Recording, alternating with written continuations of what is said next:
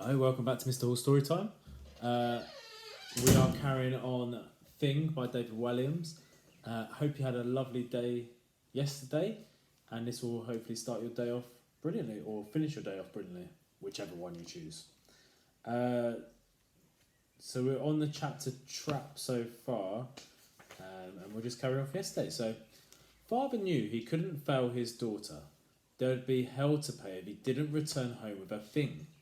Goodness knows what hideous humiliation she would devise for him this time. Previously, when Mr. Meek had displeased his daughter, she had made father sit on the naughty step outside in the snow until his bum went completely numb with cold. There you go, that's that one there.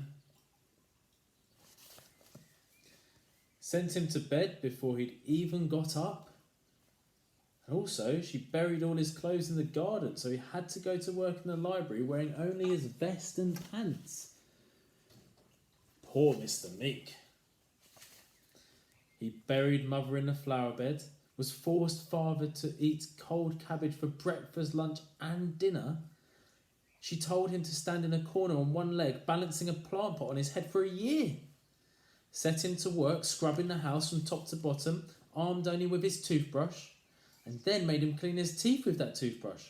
She made him sleep in the shed and ordered him to drink from a puddle.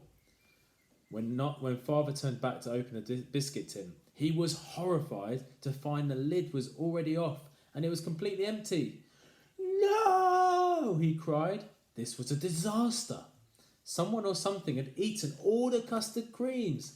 Not his beloved custard creams, he'd been saving them. Chapter 16. Suspicious droppings. Who is the phantom custard cream thief? There may have been no custard cream biscuits left in the tin, but there was a suspicious trail of steaming droppings leading from it. Droppings that looked strangely custardy and creamy, although not that tasty.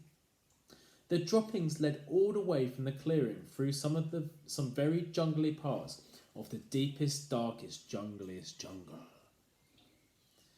to the mouth of a cave. A cave? Who lives in a cave? Mr. Meek grimaced. Oh no.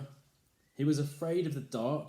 Going down into the vaults of the library was bad enough, but this was infinitely more terrifying. There was a long list of things. There was washing up gloves, things that made him scared. Washing up gloves made him scared. Brussels sprouts, vending machines, whisks, umbrellas, clowns, brown bananas, stair lifts, pips, coffee flavoured chocolates, darts players, balloon animals, bubble wrap, lampshades, walk-in baths, licorice, men with hairy toes, women with hairy toes, anyone with the name Colin, and then lists. Keeping in mind his daughter's fury if he didn't return home with a thing, Mr. Meek took a deep breath and stepped inside the dark cave. Do you think he'll find the thing? We'll find out. Maybe. His footsteps echoed in the blackness. Shunt, shunt, shunt. Hello, hello, hello, he called out. Hello, hello. A voice came back.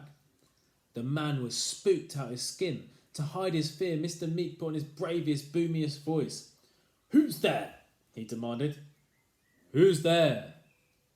Was a defiant reply. I asked first, I asked first, I asked first. No, you didn't, I did. You're being ridiculous, he shouted into the darkness. The reply came back. You're being ridiculous. You're being ridiculous. No, I'm not. No, I'm not. Yes, you are. Yes, you are. Show yourself. Show yourself.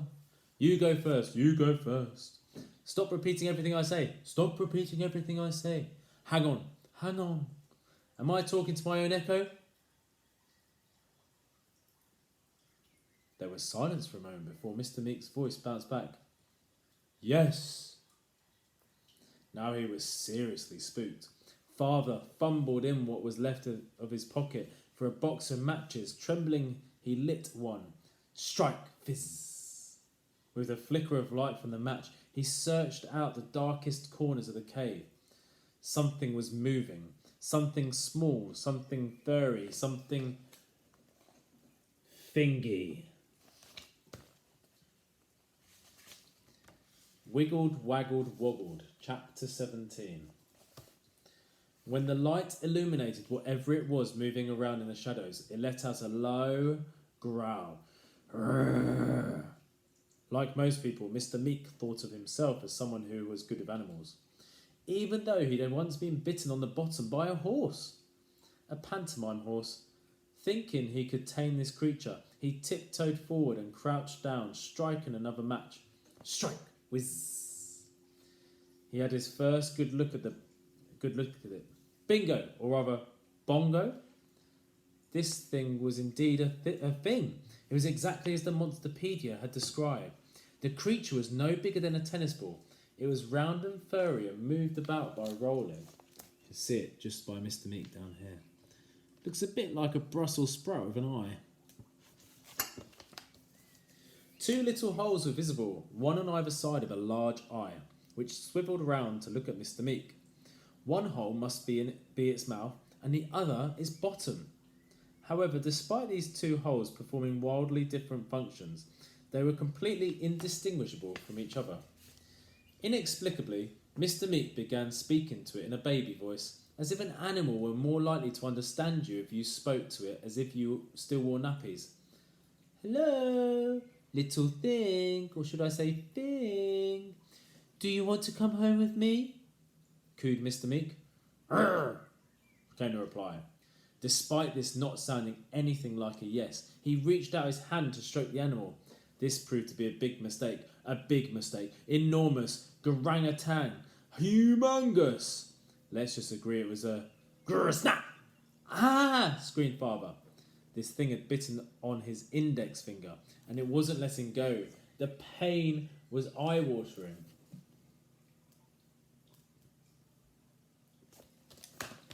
Yow! Mr. Meek's face had turned scarlet, and his hair was standing up on end. Mingy! Mingy! Moo! The man wiggled and waggled and woggled, his finger as hard as he could. Get off me! Well, you might say this is if you were in that much pain. The creature just sank its teeth in deeper, its eyes narrowed. It was as if it were going in for the kill. Next, Mr. Meek hobbled across the cave and tried to whack the creature off him on the stone entrance. Whack! Whack!